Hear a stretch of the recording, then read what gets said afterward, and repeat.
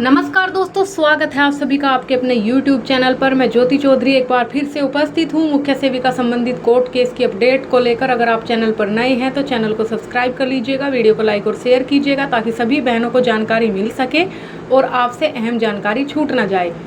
तो चलिए चर्चा करते हैं 11 तारीख की सुनवाई के बारे में कि 11 तारीख को डेट लगी हुई थी तो क्या हुआ। तो आप लोगों को बता दें देर ना करते हुए कि 19/5/2026 की नई डेट मिली है।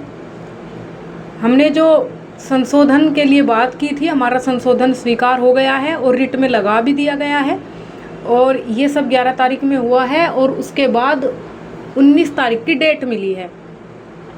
तो आप लोग 19 तारीख का इंतज़ार करें कि 19 तारीख में क्या होता है। आपको पूरी जानकारी इसी चैनल के माध्यम से दे दी जाएगी, लेकिन आप लोग ध्यान रखें कि हमारा संशोधन स्वीकार हो गया है, हमारी रिट में लगा भी दिया गया है और हमें 19 तारीख की डेट मिली है। अब 19 तारीख में जो भी होगा आप लोगों को तुरंत बताया जाएगा। अब बात कर लेते हैं विभिन्न यूट्यूबर्स की, क्योंकि टीचर्स तो हम लोग उनको कह नहीं सकते क्योंकि टीचर्स वाले काम नहीं है। एक दो चैनल ने वीडियो बनाई जो पहले कह रहे थे, ताल ठोक रहे थे कि इस भर्ती में कुछ गलत नहीं हुआ है और वो कहते हैं ना कि जिधर भीड़ चलती है उधर चल पड़ते हैं कुछ लोग। उन्हें इस बात से मतलब नहीं होता कि वो भीड़ किस तरह की है। तो ये सब हुआ था। तो कई चैनल्स ने वीडियो बनाई और सबसे बड़ी बात, जो इस भर्ती के दलाल भी कहे जाते हैं एक तरीके से, उन्होंने फर्जीवाड़ा कराने में कोई कमी नहीं छोड़ी, योग्यता को लेकर भी गलत जानकारी दी, उन्होंने भी वीडियो बना दी और वीडियो बना दी। आवाज़ में भी दम नहीं था, आत्मविश्वास नहीं था और जो पहले कह रहे थे केस वेस कुछ नहीं होता, अब उनको पता भी चल गया कि केस क्या होता है और उन्होंने अपने मुंह से ये भी स्वीकार किया कि ये रिट खारिज होनी होती तो कब की हो चुकी होती और इसमें कुछ भी हो सकता है, जिसको लेकर कुछ गलत लोगों की नींद भी उड़ी हुई है। और भर भर के कमेंट बॉक्स में उन लोगों ने गालियाँ भी दी और गालियाँ खाने के बाद कुछ लोगों ने तो YouTube से वीडियो हटा दी और कुछ लोगों ने प्राइवेट कर दी। ऐसा एक चैनल नहीं है, ऐसे कई सारे चैनल्स हैं। और हमारे एक गुरु जी, जिनको हम बहुत सम्मान देते रहे हैं शुरू से ही और हमारे लिए वो सम्मान के पात्र ही हैं, जो मुख्य सेविका भर्ती में संघर्ष के रूप में हमेशा साथ रहे हैं, साथ दिया है बहनों का।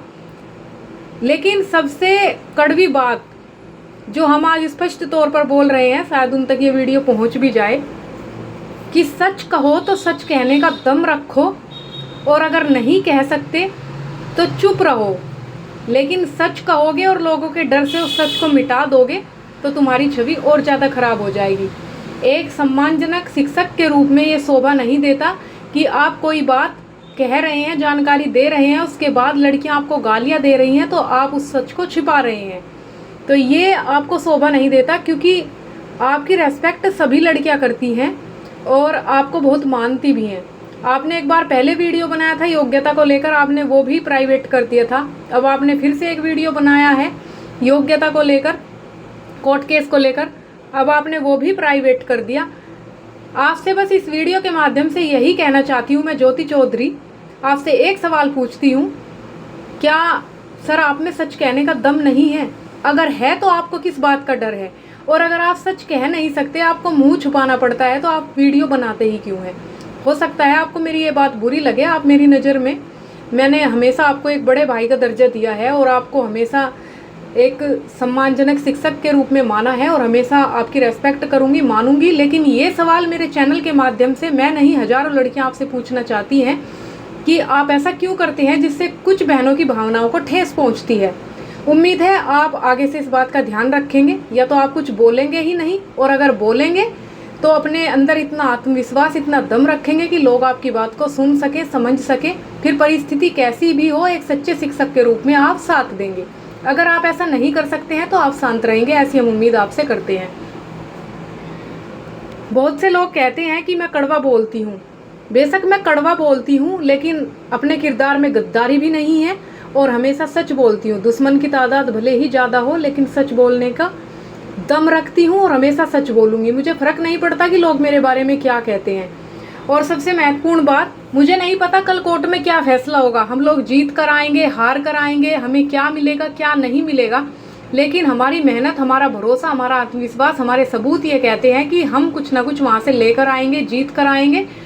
और जो अगली आने वाली भर्ती होगी मुख्य सेविका की, उसमें पहले से ही नियम बिल्कुल साफ होंगे।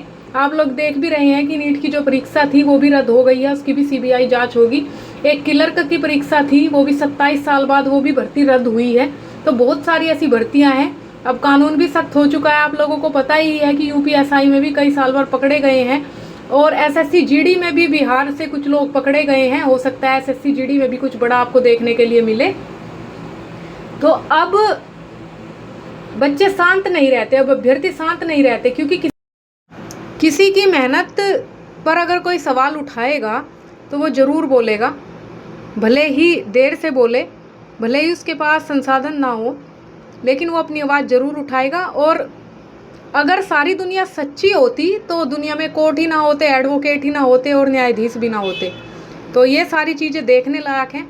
बाकी अपनी बहनों से यही कहूँगी, हिम्मत रखें, हौसला रखें। आप यहाँ तक आई हैं, आपने सच की लड़ाई लड़ी है, बहुत बड़ी बात है, और आगे लड़ते रहेंगे। सुप्रीम कोर्ट तक भी जाना पड़े तो पीछे नहीं हटेंगे हम लोग, क्योंकि हमें पता है कि हमारे साथ क्या हुआ है। बाकी 11 तारीख की सुनवाई में जो हुआ आप लोगों को बता ही चुके हैं, और आगे जो भी होगा 19 तारीख की सुनवाई में आप लोगों को वो भी बता दिया जाएगा। साथ में पढ़ते रहें आप लोग। ऐसा नहीं है कि मेहनत आप लोगों की हमेशा साथ नहीं देगी, कभी ना कभी तो साथ ज़रूर देगी। वो कहते हैं ना कि किस्मत से ज़्यादा मेहनत चलती है।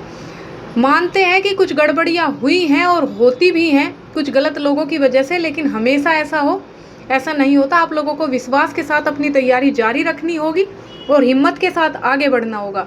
बाकी हम आप लोगों के साथ हैं, अपनी सच की लड़ाई को लड़ते रहेंगे। कोई क्या कहता है इस बात से फ़र्क नहीं पड़ता। अभी तक के लिए इतना ही, धन्यवाद।